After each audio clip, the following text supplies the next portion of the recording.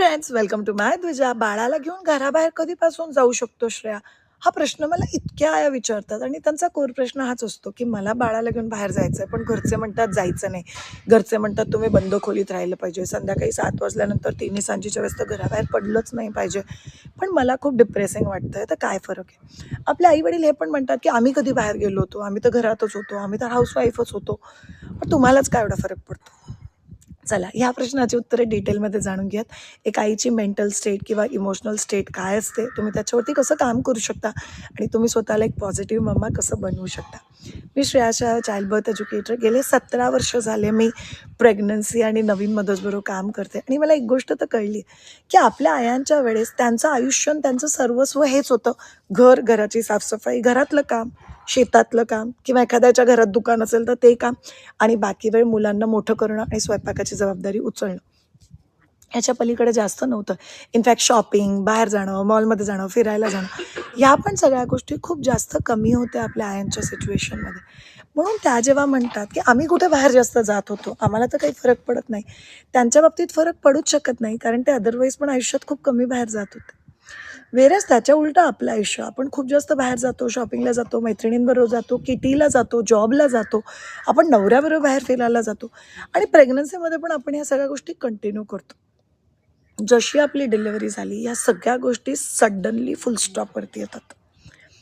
म्हणजे आपण 40 दिवसासाठी ते एकदा एका खोलीत बंद असतो. एक बाई येते, ती आपल्याला मसाज देते. आपण काय खातो त्याच्यावरती आपला कंट्रोल नाही आहे.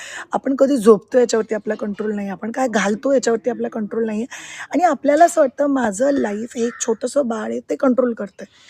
ज्या गोष्टी आपल्याला आनंदी बनवतो, या 3 गोष्टी त्याच आपल्याकडून घेतल्या जातात. म्हणून एका आईला नॅचरली अपसेट वाटणं किंवा इमोशनली लो वाटणं हे खूप जास्त नॉर्मल आहे. जर तुम्हाला इमोशनली फिट व्हायचं असेल, तर त्यासाठी पण हा प्रश्न खूप जास्त महत्त्वाचा आहे, की मी बाळाला घेऊन घराबाहेर कधी पडू शकते? सो पहिली आणि महत्त्वाची गोष्ट, तुमच्या बाळाचा जसाच हॉस्पिटलमधून डिस्चार्ज झाला, तुम्ही घरी आलात, तसं बाळाला ऊन दाखवायचं रिच्युअल चालू होतं, की सकाळी बाळाला सकाळच्या उन्हात ठेवायचं आहे, संध्याकाळी संध्याकाळच्या उन्हात ठेवायचं आहे. हे आईनी केलं पाहिजे. म्हणजे आई आणि बाळ, जसं तुम्ही घरी आलात हॉस्पिटलवरून डिस्चार्ज घेऊन, घराबाहेर जाणं चालू होतं. उन्हात बाळाबरोबर आईने पण बसायचं आहे. 10-15 मिनिटं सकाळी, 10-15 मिनिटं संध्याकाळी. हे खूप जास्त महत्त्वाचं आहे आईसाठी. दुसरी महत्त्वाची गोष्ट, अगदी एका खोलीत बंद होऊन राहू नका. अगदी पहिल्या 40 दिवसात पण तुम्ही बाळाला घेऊन एका खोलीतून दुसऱ्या खोलीत, अगदी गॅलरीत जाणं किंवा टेरेसवर जाणं हे तुम्ही सुरू करू शकता.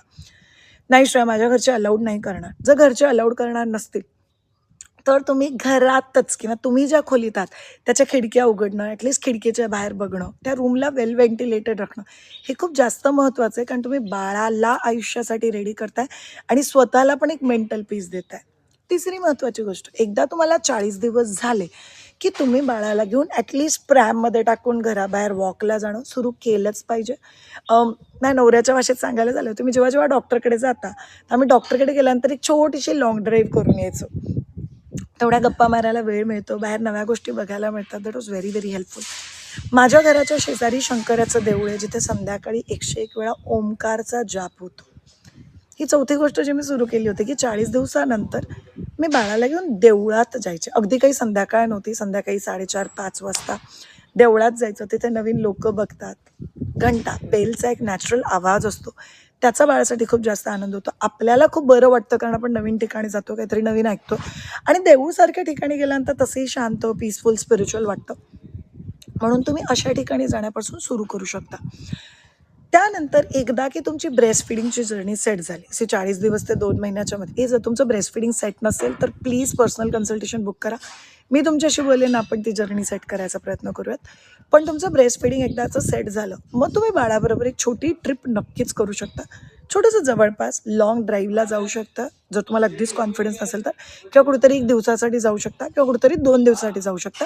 एक छोटीशी ट्रिप प्लॅन करणं महत्त्वाचं असतं बाळाबरोबर. हे तुमच्यासाठी आणि बाळासाठी एक रिज्युव्हिनेशन असतं. बाळाबरोबर बाहेर जाताना काही गोष्टींची काळजी तुम्हाला घेतलीच पाहिजे. नेसेसरी क्लोथ्स म्हणजे टोपी, जॅकेट, डिपेंड्स तुम्ही कोणत्या ठिकाणी बाळाला घेऊन जातात. नेसेसरी गोष्टी जे तुम्ही बाळाला कॅरी करू शकता. म्हणजे अखंड बाळाला कडेवर नाही घेऊ शकत. तर बाळासाठी बाबा गाडी आपण म्हणतो किंवा प्रॅम आपण जे म्हणतो किंवा बेबी कॅरियरची जी सॅक असते, ज्याच्यात तुम्ही बाळाला घेऊन बिंदास फिरू शकता. या दोन्ही गोष्टी तुमच्याबरोबर असल्याच पाहिजे. पुढची महत्त्वाची गोष्ट, आईने वॉक सुरू करायचं. सर, आयडियली लवकर सुरू करायचं आहे. बाळ 10-15 दिवसाचं झाल्यानंतरच. पण अगदीच तुम्हाला शक्य नसेल, तर 40 दिवसानंतर अर्धा तास ते 45 मिनिटचा वॉक तुम्ही बाळाला घेऊन घेतला पाहिजे. जेव्हा बाळाला बाबागेडीमध्ये राउंड मारायला घेऊन जावा किंवा बाळाला सॅकमध्ये टाकून तुम्ही एक 30 मिनिट्सचा वॉकचा राउंड करू शकता. याने तुमच्या बॉडीचं मेटाबॉलिझम सुधारतं. एक आई म्हणून तुम्ही जास्त फ्रेश फील करता. तुमच्या बॉडीचा फिटनेस सुधारतो. आणि पुढची आणि महत्त्वाची गोष्ट, तुम्हाला बाळ फिट पाहिजे, बाळाची झोप चांगली पाहिजे, बाळाचं ब्रेन फंक्शनिंग खूप चांगलं पाहिजे, तर बाळाला घराबाहेर नेणं खूप जास्त महत्त्वाचं. पुढची महत्त्वाची गोष्ट, तुम्हाला सगळ्यांना जाणवत असेल की बाळ संध्याकाळच्या वेळेस खूप जास्त रडतात. तेव्हा आपल्या घरची लोकं सांगतात बाळ किरकिरतंय, किरकिरीची वेळ आहे, बाळाची दृष्ट काढायची वेळ आहे. पण कधी तुम्ही विचार केला दररोज सेमच टायमिंगला बाळ का रडतं? तर पूर्ण दिवसात सेम खोली, सेम आई, सेम सराउंडिंग बघून बघून बाळ बोर होतं आणि ते बोर झालेलं बाळ दिवसाच्या शेवटी अगदी बदबदून रडतं. जर तुम्ही बाळाला घेऊन दिवसातून 2दा उन्हात बसलात, बाळाला घेऊन घराबाहेर गेलात, बाळाला घेऊन खोलीच्या बाहेर गेलात आणि बाळाबरोबर दुसरी लोकं छान खेळली, आलेलेले उलेलेच्या पलीकडे, आणि बाळाला काहीतरी नवीन गोष्टी, म्हणजे जसं मी नेहमी म्हणते, एक ओपन स्काय म्हणजे आकाश, वेगवेगळी झाडं, वेगवेगळी पानं, त्याचं वेगवेगळे टेक्स्चर, हे जरी बाळाला बघायला मिळालं, तर बाळं त्याच्यामुळे चांगली झोपतात, चांगली पितात, चांगली खेळतात आणि पीसफुल राहतात. म्हणून जर तुम्हाला आईची मेंटल हेल्थ आणि फिजिकल हेल्थ चांगली पाहिजे असेल, तर प्लीज बाळाला घेऊन घराच्या बाहेर पडा. रिपीट करते आहे, इनिशियल डेजमध्ये उन्हात बसणं, गॅलरीत जाणं, दुसऱ्या खोलीत जाणं, 40 दिवसानंतर देवळात जाणं, प्रॅममध्ये सोसायटीत राऊंड मारायला जाणं, आणि जवळजवळ 2 ते 3 महिन्याचं बाळ झाल्यानंतर एकदा तुमची ब्रेस्ट फिडिंगची जर्नी सेटल झाली, की बाळाला घेऊन ट्रिपला जाणं. ह्या सगळ्या गोष्टी खूप जास्त महत्त्वाच्या आहेत. बाळ हे तुमचंच बाळ आहे. म्हणून बाळाच्या बाबतीत अगदी घाबरून घाबरून आपण बाळाला मोठं नाही करू शकत. थोडंसं बिनधास्तून बाळाला मोठं करायची गरज आहे. आणि बाळाला घेऊन बाहेर जाणं म्हणजे तुम्ही बाळाला टॉर्चरच करताय, बाळाला तुम्ही आजारीच पाडणार आहे, तुम्हीच बाळाला बाहेर घेऊन गेलात म्हणून तुमचं बाळ आजारी पडलं, या सगळ्या गोष्टींच्या पलीकडे जा. इनफॅक्ट मी उलटं सांगते, तुम्ही बाहेर घेऊन गेला ना, बाळ आजारी पडलं, मी नाही म्हणते चला बरं झालं, माझ्या बाळाला कळेल आणि हळूहळू इम्युनिटी डेव्हलप होईल, म्हणजे नेक्स्ट टाईम मी बाहेर गेला बाळाला त्रास नाही होणार. बापरे, तू बाहेरचं खाल्लं ना म्हणूनच तुला मुडशी झाली, म्हणूनच आता तुला बाळाला जास्त पॉटी होते. माझं बाळ पचवायला शिकून जाईल. आणि थोडंसं बाहेर गेल्यानंतर स्मार्टली खावा ना. फ्रेश साऊथ इंडियन खाऊ शकता तुम्ही, जे फ्रेशली बनतं, दाल खिचडी खाऊ शकता, किंवा कित्येक वेळा आम्ही हॉटेलमध्ये सांगतो की मला फ्रेश गव्हाची चपाती करून द्या.